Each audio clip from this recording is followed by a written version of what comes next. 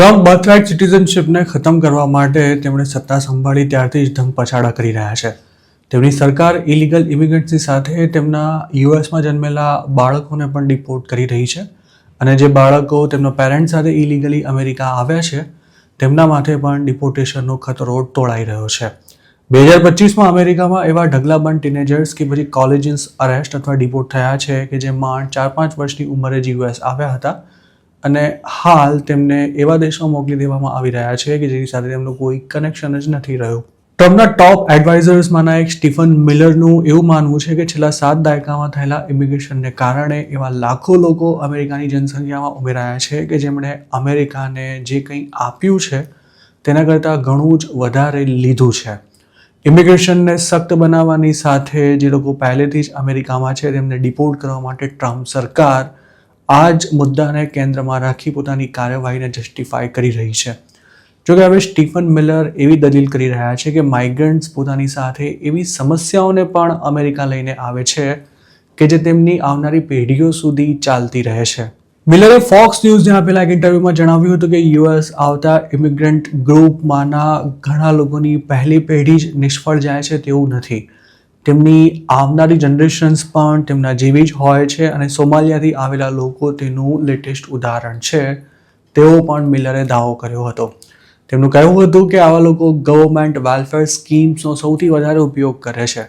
તેમનામાં crime rate ઘણો જ વધારે હોય છે અને તેઓ અમેરિકન કલ્ચર સાથે ભળતા પણ નથી અને આવું પેઢી દર પેઢી ચાલ્યા જ કરે છે.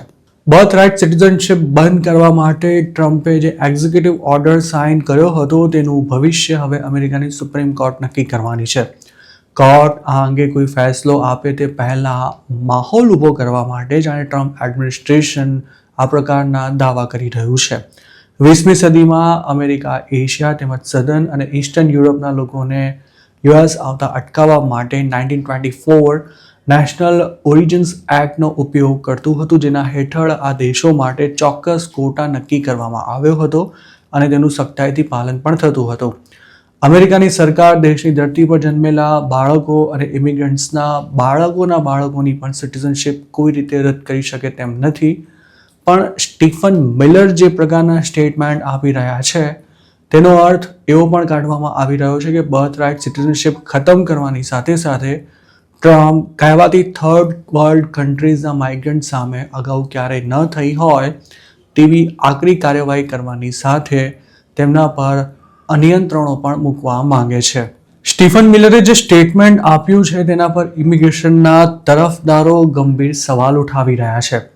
બાઇડનની સરકારમાં વ્હાઇટ હાઉસમાં કામ કરી ચૂકેલા એન્ડ્રિયા ફ્લોરસે આ અંગે એવું કહ્યું હતું કે હાલની સરકાર જાણે એવું માની રહી છે કે અમેરિકા ઇમિગ્રન્ટ્સનો દેશ જ નથી અને ઇમિગ્રન્ટ્સના બાળકોને પણ યુએસ સિટીઝન્સને મળતા પૂરા અધિકાર ન જ મળવા જોઈએ.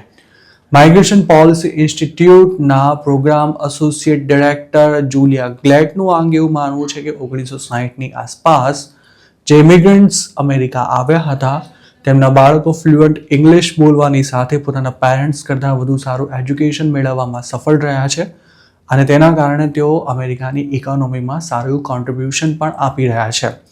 આ બાબત દર્શાવે છે કે અમેરિકા આવતા માઇગ્રન્ટ્સની સ્થિતિ કરતાં તેમના બાળકોની સ્થિતિ હંમેશા સુધરી છે. તો બીજી તરફ વ્હાઇટ હાઉસના પ્રવક્તા એબિગેલ જેક્સનનું આ અંગે કહ્યું છે કે સ્ટીફન મિલર જે કંઈ કહી રહ્યા છે તે બિલકુલ સાચું જ છે. અમેરિકા આવતા ઇમિગ્રન્ટ્સના ટોળા દેશના કલ્ચર અને સોસાયટી સાથે નથી ભળતા અને જે કારણોસર તેમના દેશ બરબાદ થઈ ગયા હોય તેવી જ સ્થિતિ તેઓ અમેરિકામાં ઊભી કરવા માંગે છે.